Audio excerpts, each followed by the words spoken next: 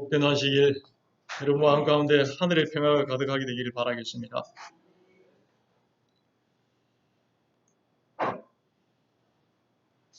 지난 한 주간 동안에 우리 민족이 해방된 8.15 경축일이 있었습니다. 오늘 이 경축일을 맞이하면서 우리에게 있어서 진정한 해방에 대해서, 자유에 대해서 말씀을 나누고자 합니다. 대한민국은 1945년 8월 15일에 일본으로부터 해방이 되었습니다. 그때 당시 우리나라의 경제 수준은 세계에서 최빈국 중에 하나였습니다. 그런데 지금은 세계 경제 10위에서 12위 사이를 각축을 하고 있는 그런 발전된 나라가 되었습니다. 일제히 식민 강압 강점기 지배를 받았었는데 우리가 자유를 얻게 되어서 해방이 되어서 자유를 얻게 되었는데 이 자유를 잘 이렇게 누리고 그 다음에 활용한 나라는 이렇게 대단한 나라가 되었지만은 그 자유를 제대로 활용하지 못한 나라들은 오히려 더 못한 그런 후진국으로서 살아가고 있습니다. 가만히 보면은 우리나라가 이렇게 건국하는 데는 3명의 위대한 대통령이 있었고 2명의 아주 유능한 경제인이 있었습니다. 이승만 대통령은 어떻게 하든지 대한민국을 수립하면서 기독교 국가로 만들기를 원했습니다. 그래서 이 나라의 건국의 대통령으로서 기독교의 국가가 되는 그 일을 하는 데 있어서 큰 기여를 했습니다. 그 다음에 박정희 대통령은 그가 쿠데타를 일으키고 군사혁명을 일으켜서 정권을 잡았지만 그래서 많은 인권적인 데 있어서 문제를 일으켰지만 그를 평가하는 데 있어서 경제적인 발전을 가져오는 데 있어서 큰 기여를 했다고 사람들은 평가를 하고 있습니다.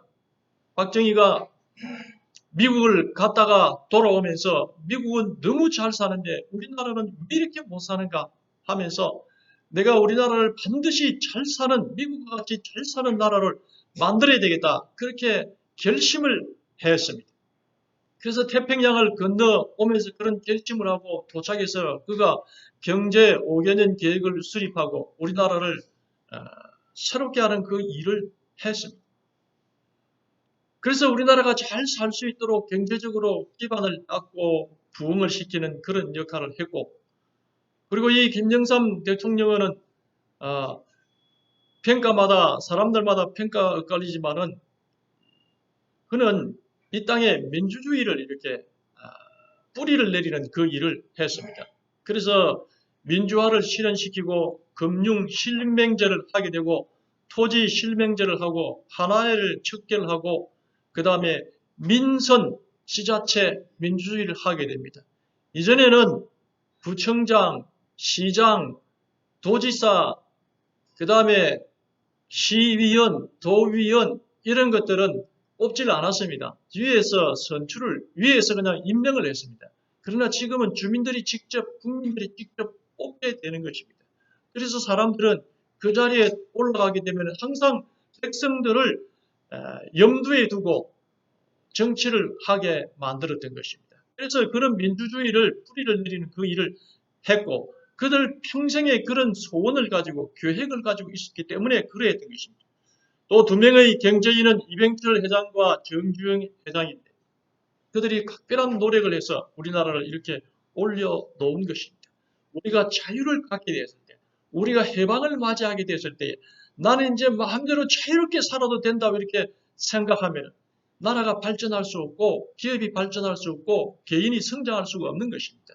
나에게 주어진 자유가 해방이 자유가 주어지게 됐을 때에 이 자유를 내가 어떻게 할 것인가를 계획하고 그 다음에 결심을 하고 뜻을 세워서 그 일을 해 나가게 될 때에 국가가 발전하고 번영하고 개인이 성장을 하고 성공을 할 수가 있는 것입니다. 오늘 우리는 이 땅에 사는 날 동안에 우리 개인의 그 자유를, 하나님께서 주신 그 자유를 어떻게 하면서 살아야 될 것인가 하는 말씀을 이제 나누게 되는 것입니다. 성경 본문 누가복음 4장 16절에 보면은 예수께서 그 자라나신 곳 나사렛에 이르사 안식일에 늘 하시던 대로 회당에 들어가서 성경을 읽으려고 서십에 선지자 이사야의 글을 들이거늘 책을 펴서 이렇게 기록된 데를 찾으시니 곧 주의 성령이 내게 임하셨으니 이는 가난한 자에게 복음을 전하게 하시려고 내게 기름을 부으시고 나를 보내사 포로된 자에게 자유를, 눕는 자에게 다시 보게 함을 전파하며 눌린 자를 자유롭게 하고 주의 은혜의 해를 전파하게 하려 하심이라 하였더라. 그래서 포로된 자에게 자유를 주고 눌린 자에게 자유를 줍니다. 우리에게 이 죄와 억압에서 자유를, 해방을 주신 분이 예수님이시라는 사실을 말씀을 해주고 계십니다.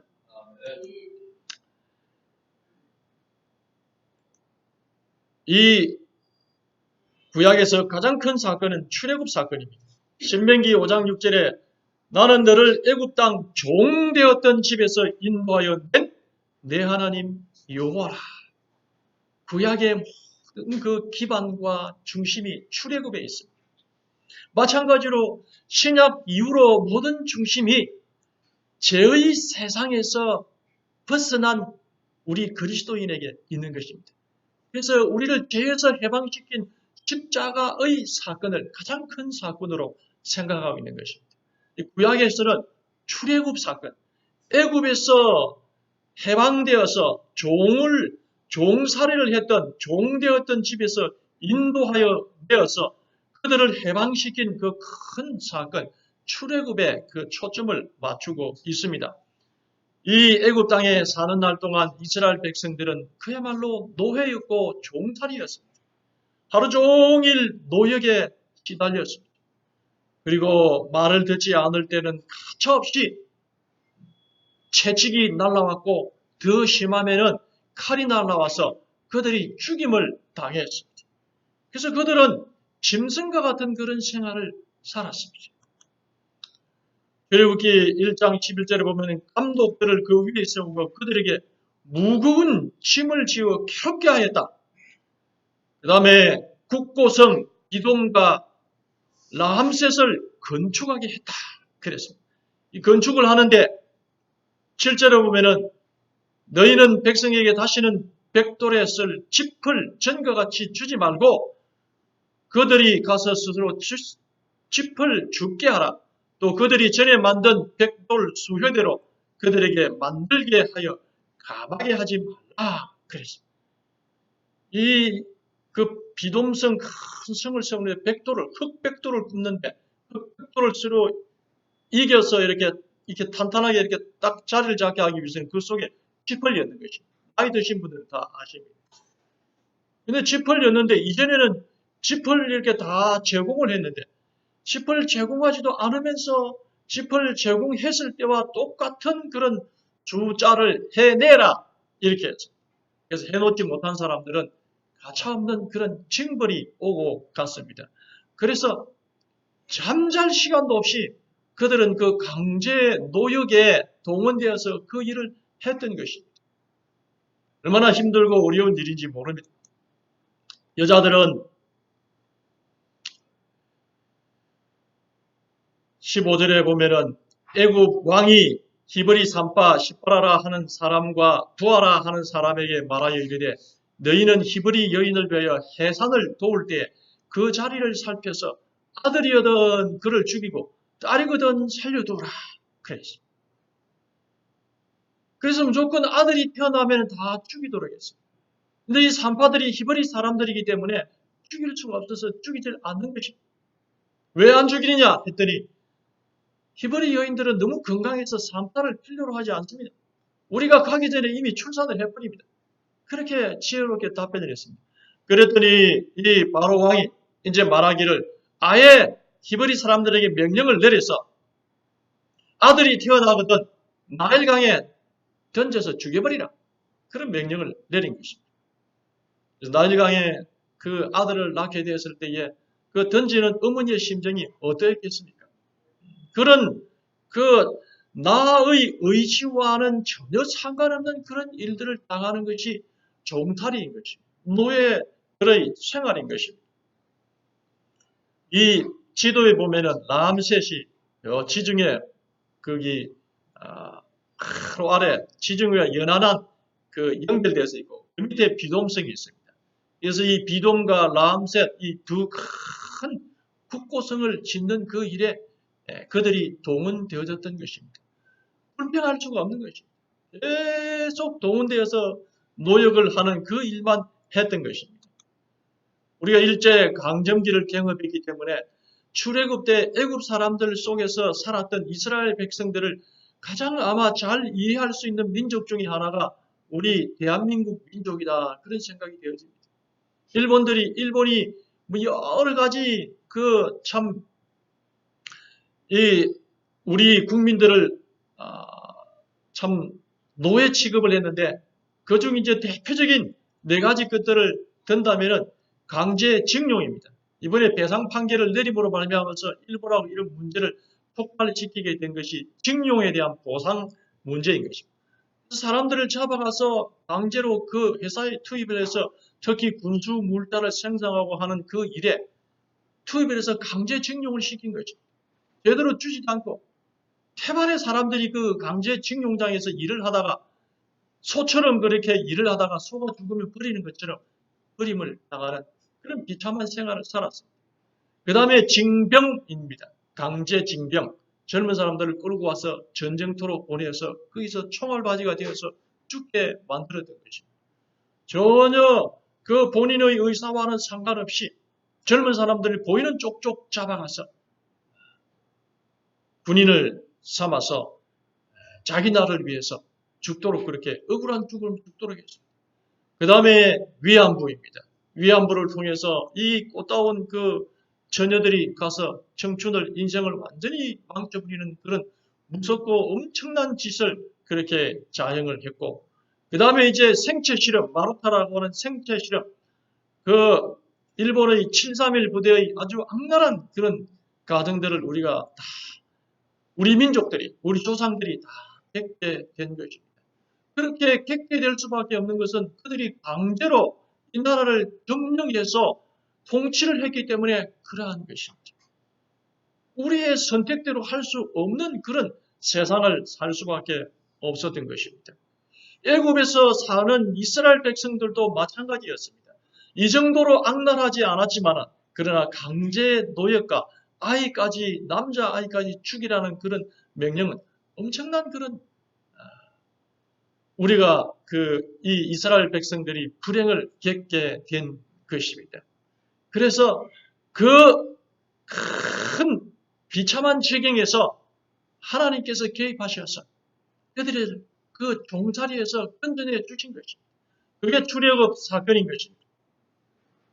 신명기 6장 21절에 너는 내 아들에게 이르기를 우리가 옛적에 애굽에서 바로의 종이 되었더니 여호와께서 권능의 손으로 우리를 애굽에서 인도하여 내셨나니 우리 조상들에게 맹세하신 땅을 너희에게 주어 들어가게 하시려고 우리를 거기서 인도하여 내시고 여호와께서 우리에게 이 모든 규례를 지키라 명령하셨으니 이는 우리가 우리 하나님 여호와를 경외하며 항상 복을 누리게 하기 위하심이라.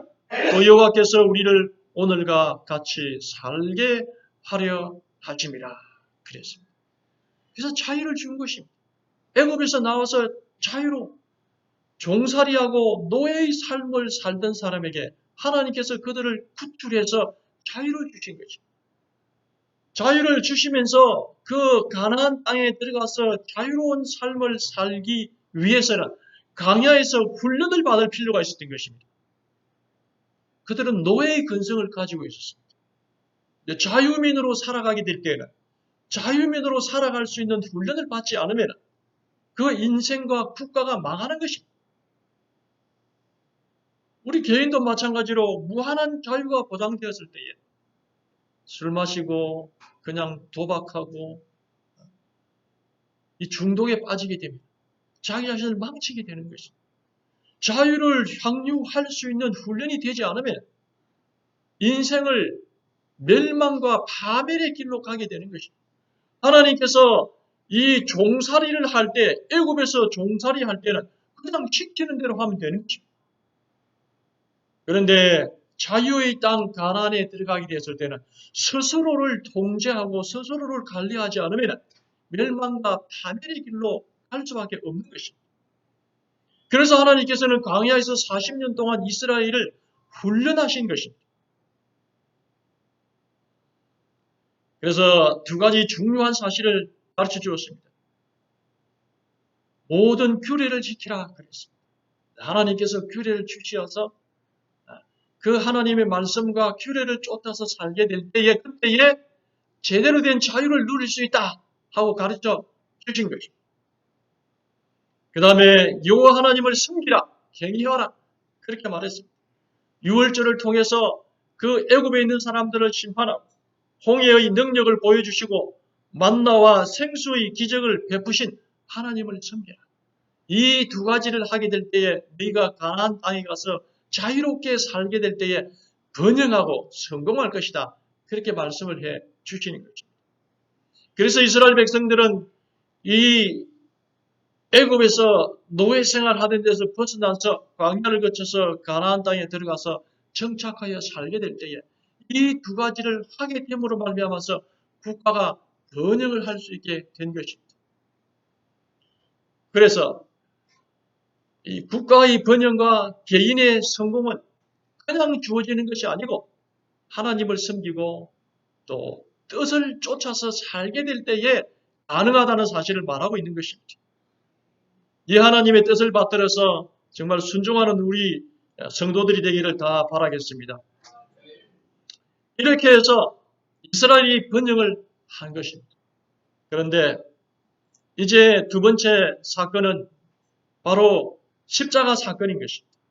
출애굽 사건의 쌍벽을 이루는 신약시대 이후에 가장 큰 사건은 십자가 사건인 것입니다. 이 십자가를 통해서 예수님께서 우리에게 주신 것은 죄의 생활에서 죄의 섭성에서 우리를 구원해 내신 것입니다. 그래서 다시는 죄 가운데 설지 않고 죄의 습관과 악한 그 습관 속에서 벗어나서 새로운 삶을 살게 해 주시기 위해서 십자가를 지시고 우리에게 자유를 주셨다는 사실을 말하고 있는 것입니다. 포로된 자라는 것은 문자적인 의무의 포로가 아니라 몸과 마음과 영이 사단의 포로가 된 사람을 가리킨다. 계린배 주석 누가복음 4장 18절에 있는 그 주석인 것입니다. 우리 스스로는 주님을 만나지 않으면 몸과 마음과 영이 사단의 포로가 되어서 죄를 짓기에 훨씬 더 익숙한 쉬운 성품을 소유하고 있다는 것입니다. 그래서 하나님을 만나기 전에는 여기에서 해방되기가 어렵다는 것을 말하고 있는 것입니다.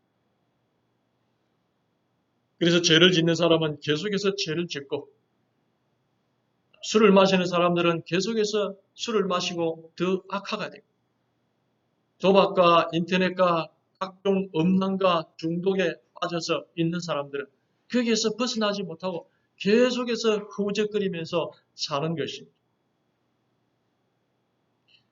예수님을 만나게 될 때 비로소 거기에서 해방될 수 있게 되고 자유를 얻게 되는 것입니다. 예수님께서 그 일을 위해서 우리에게 자유를 주시기 위해서 사탄의 권세를 물리치기 위해서 우리에게 자유를 주시기 위해서 십자가에 달리신 것입니다. 로마서 6장 16절에 너희 자신을 종으로 내주어 누구에게 순종하든지 그 순종함을 받는 자의 종이 되는 줄을 너희가 알지 못하느냐. 혹은 죄의 종으로 사망에 이르고 혹은 순종의 종으로 의에 이르느니라. 22절에 그러나 이제 너희가 죄로부터 해방되고 하나님께 종이 되어 거룩함에 이르는 열매를 맺은다니 그 마지막은 영생이라 그랬습니다. 그래서 주님을 받아들이게 될 때 비로소 우리가 사단의 그 죄와 악습에서 해방될 수 있고 벗어날 수 있다는 사실을 말하고 있습니다. 이 세상은 많은 그 죄와 악습 가운데 빠져 있는 사람들이 있습니다. 휴대폰 중독에 빠져 있는 사람들이 있습니다. 휴대폰을 손에서 놓질 못합니다. 그 다음에 알코올 중독에 빠져서 자기 인생을 망치는 사람들이 있습니다. 도박의 중독에 빠져서 재산을 다 탕진한 사람들이 있습니다. 이런 것들이 죄와 악습인 것입니다. 그런데 스스로의 힘으로 여기서 벗어나지 못하는 것입니다. 그래서 자기 인생을 그냥 패망으로 이끌게 되는 것입니다. 죄의 악순환이 계속되고 있습니다. 보이스피싱은 알고도 당한다고 말하고 있습니다. 그래서 전화 한번 잘못 받았다가 문자 한번 잘못 받았다가 거기에 호기심으로 반응을 보였다가 또는 위험을 느껴서 반응을 보였다가 수천만 원의 돈을 잃어버린 사람들이 있습니다. 그 다음에 이 전자발찌를 차고 있는 이 사람은 그가 살아있는 동안 계속해서 성범죄를 일으키기 때문에 그의 움직임을 경찰서에서 주시하고 있는 것입니다. 그래서 위험지역을 가게 된다면 수시로 출동할 수 있도록 이렇게 해놓는데 자기 자신의 그 악한 그 습성에서 벗어나지를 못하는 것입니다. 스스로 벗어날 힘이 없는 것입니다. 무료급식을 하고 노숙자들이 이곳에서 잠을 자고 있습니다. 무기력증에 빠져 있습니다. 그래서 종노릇하고 있는 것입니다. 종이라는 것은 주인이 시키는 대로 하는 것인데 제가 주인이 되어서 술 마셔라, 술 마셔라, 도박해라, 도박해라, 엄간에 빠져라 이렇게 이야기를 하면은 거기서 벗어나지 못하는 것입니다. 그래서 거기에 빠져서 헤어나오지 못하고 자기 자신의 그 의지로서 그걸 끊을 힘이 없는 것입니다. 그래서 파멸에 이르게 되는 것입니다. 자유가 없는 곳에 그래서 그 마지막은 죽음이 되는 것입니다. 어떤 사람들은 병원에 가서 이렇게 살게 되는 것이고 또 어떤 사람들은 감옥에 가서 살게 되는 것입니다. 군대처럼 자유를 잃어버리고 제가 시키는 사탄이 시키는 일에 굴복하면서 살아가고 있는 것입니다. 성경에서도 아나니아와 삽비라가 이기심을 버리지 못했어요. 사람들이 막 헌금을 하고 그렇게 하니까 나도 헌금을 해야 되겠다고 헌금을 작정했는데 그만 그 중에 일부를 속이고 일부만 내놓은 것입니다. 그래서 그는 죽게 되었습니다.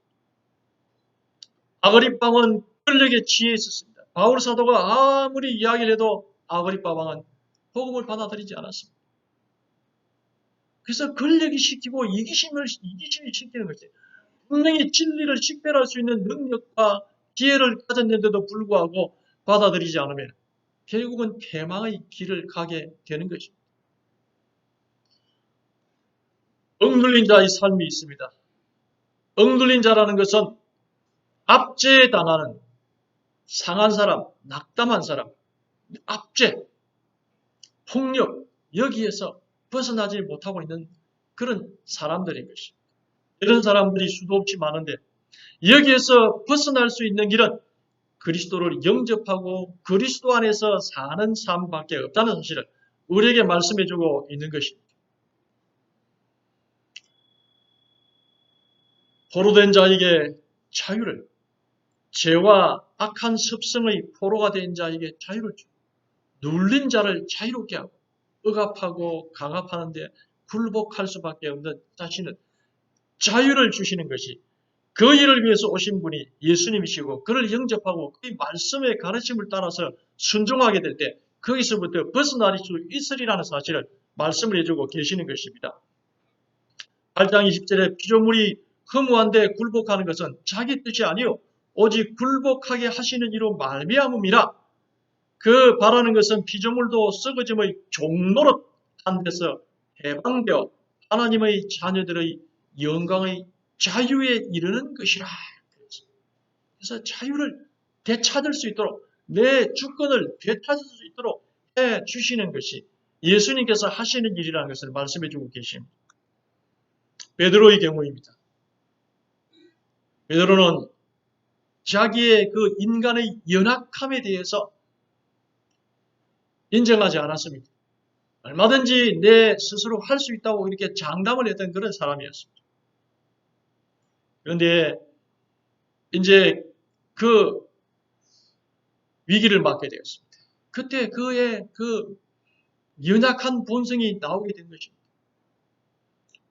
마태복음 26장 69절에 베드로가 바깥뜰에 앉았는데 한 요종이 나와 이르되 너도 갈릴리 사람 예수와 함께 있도다 하거늘 베드로가 모든 사람 앞에서 부인하여 이르되 나는 내가 무슨 말을 하는지 알지 못하겠노라. 그래서 나는 예수의 제자가 아니다. 나는 베드로가 아니라고 그렇게 부인을 했습니다. 앞문까지 나아가니 다른 여종이 그를 보고 거기에 있는 사람들에게 말하되 이 사람은 나사렛 예수와 함께 있었도다. 그렇게 이야기하니 베드로가 맹세하고 또 부인하여 이르되 나는 그 사람을 알지 못하노라. 두 번째 또 부인을 했습니다. 더 세게 부인을 했습니다. 맹세까지 했습니다. 세 번째, 조금 후에 곁에 섰던 사람들이 나와 베드로에게 이르되 너도 진실로 그 도당이라. 내 말소리가 너를 표명한다 하거늘 그가 저주하며 명제하여 이르되 나는 그 사람을 알지 못하노라 그랬습니다. 너의 그 톤을 보니까 너는 틀림없이 예수의 제자이고 베드로 입이 틀림없다. 너는 네가 쓰고 있는 지금 말씀이 서울 말씨가 아니다. 네가 쓰는 말을 보니까 부산 말씨다. 그러니 너는 거기 경상도 사람이다 하는 거하고 똑같은 것이다. 그러니 지금 예루살렘에서 쓰고 있는 그 말을 쓰지 않고 갈릴리의 사투리 억양을 쓰고 있는 걸로 봐서 네가 틀림없이 예수님의 제자이고 베드로임이 틀림없다. 그렇게 이야기하니까 이거 아니다. 그냥 아니다고 이렇게 이야기를 하니까 잘 안 믿어지니까 이번에는 저주를 했다. 예수님을 저주하고 그 다음에 맹세하고 그렇게 해서 모른다. 이야기. 그러고 나오는데 닭이 3번 울어서 정신이 회개하는 그런 마음을 가지게 된 것입니다. 한 번은 실수로 이렇게 하고 위기를 모면하기 위해서 그렇게 혹 본능상 거절할 수 있습니다. 근데 두 번째는 맹세해서 아니라고, 세 번째는 예수님을 저주까지 하면서 그 다음에 아니라고 맹세하면서 부인을 했기 때문에 이거는 예수님을 완전한 자기 스스로가 부인한 것입니다. 예수님. 그래서 얼마나 자기가 연약한 존재인가 하는 사실을 절실하게 깨닫게 한 것입니다. 그래서 나가서 심히 통곡했다. 그렇게 기록을 하고 있습니다. 예수님께서 이제 그 베드로에게 다가와서 베드로를 회복시켜 주시는 거죠. 다시 그 실망과 절망이라는 그 주인에게 종노릇하는 베드로에게 다가가서 예수님께서 다시 그를 회복시키는 것입니다. 요한복음 21장 15절에 그들이 조반 묵은 후에 예수께서 시몬 베드로에게 이르시되 요한의 아들 시몬아 내가 이 사람들보다 나를 더 사랑하느냐 하시니 이르시되 주님 그러하나이다. 내가 주님을 사랑하는 줄 주님께서 아시나이다. 이르시되 내 양을 먹이라 하시고 또 두 번째 이르시되 요한의 아들 시몬아 내가 나를 사랑하느냐 하시니 이르시되 주님 그러하나이다. 내가 주님을 사랑하는 줄을 주님께서 아시나이다. 이르시되 내 양을 치라 하시고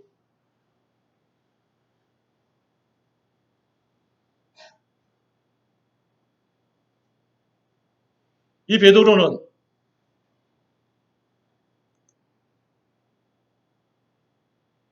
예수님께서 그 베드로에게 나타나신 사실은 베드로를 그 절망감에 사로잡혀 있는 그 베드로를 다시 회복시키기 위해서 이 베드로에게 나타난 것입니다.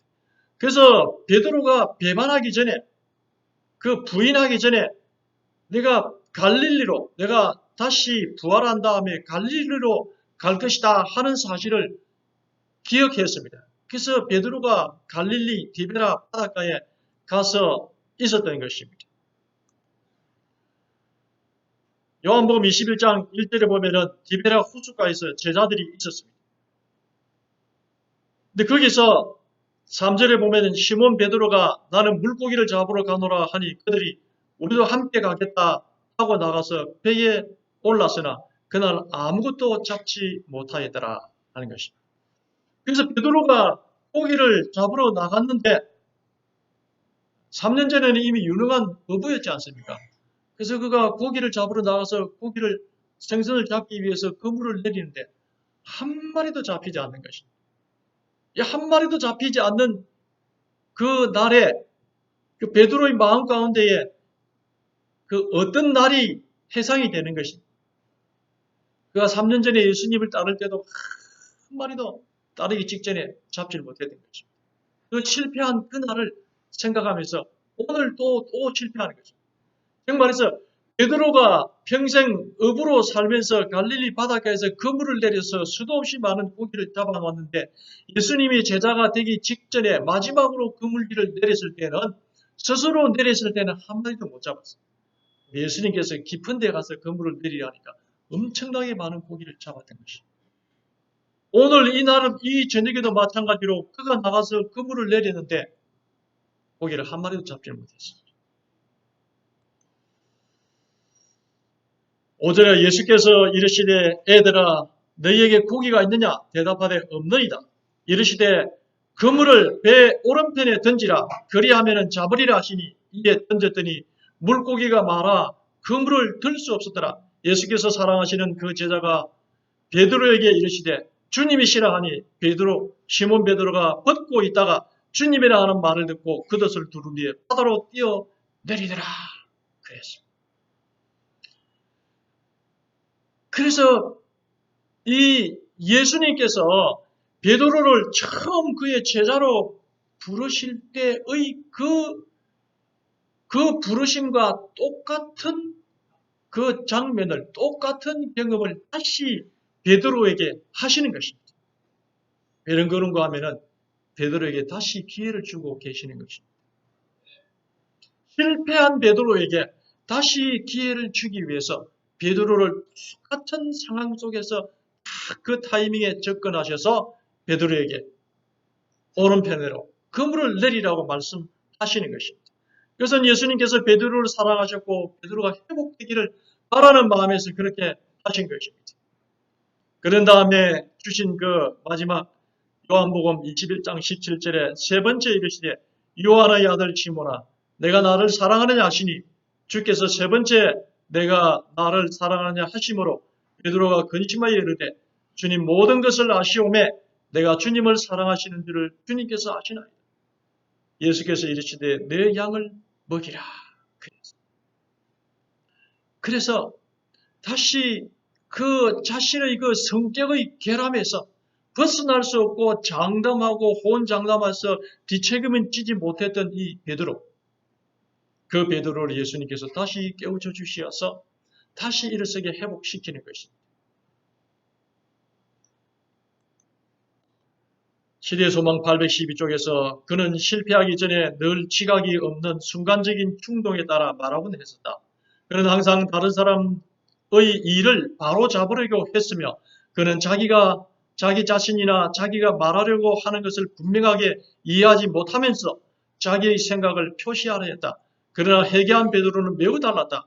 그는 전에 가졌던 격정을 제어하고 그리스도의 은혜로 그의 열심을 조절하였다. 그는 다시는 성급하거나 자신을 믿거나 자고하지 않았으며 조용하고 침착하고 온순했다.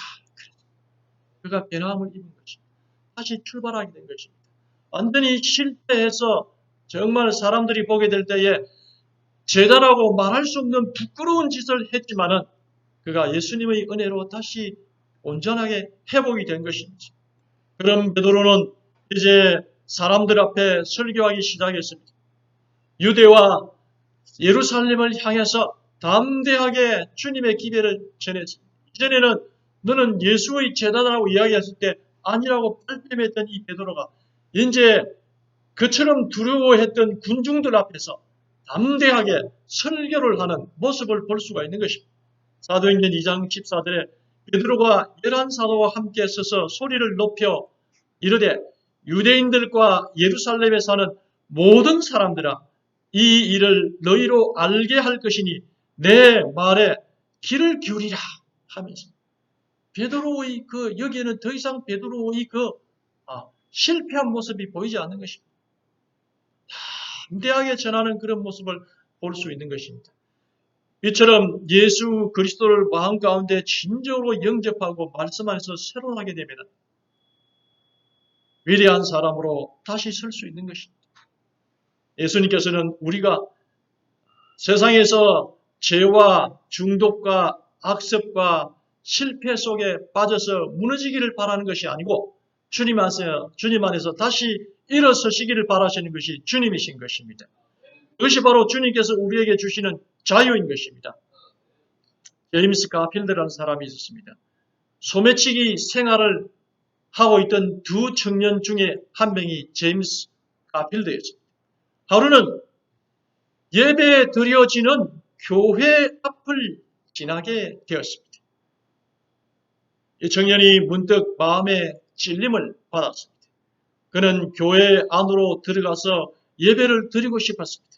그래서 친구에게 말했습니다. 친구야, 같이 들어가 보자. 그러나 그 친구는 거절했습니다. 결국 그 청년은 교회에 들어가서 예배를 드렸고 다른 청년은 교회를 지나쳐 가버리고 말았습니다.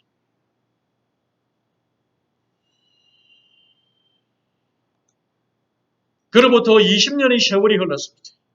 두 청년 중에 교회에 들어가기를 거절하고 자신의 길로 갔던 사람은 중범죄를 짓고 오랫동안 교도소 신세를 지게 되었습니다. 어느 날 교도소 안에서 바깥 세상의 소식이 들려왔습니다. 미국의 신임 대통령 취임에 관한 그런 내용을 듣게 되었습니다. 그런데 그 대통령 취임 소식을 듣던 중에 그는 눈시울을 붉혔습니다. 왜 그랬을까요?